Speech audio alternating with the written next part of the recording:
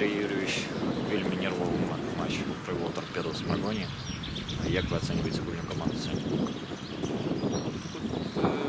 За последнее время две разные команды играют. На выезде и дома.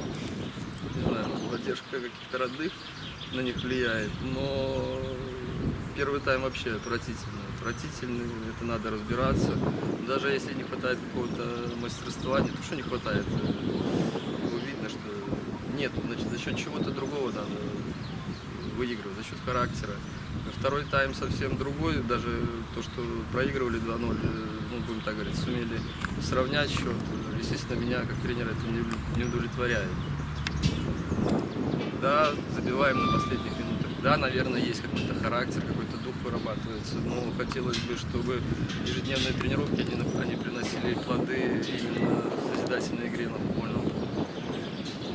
И опять же, та же болезнь. Я так по горячим следам могу сказать, 2 удара в створ ворот наших, 2 гола. Что это, к чему это, как это? Надо искать ответы. Будем разбираться.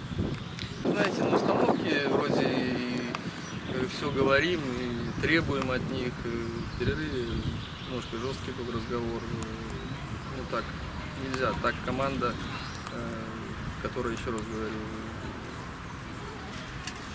тренируется, я считаю, неплохо. Ну, не может они в созидании допускать такие ошибки. Вот. Первый тайм и второй – две противоположности.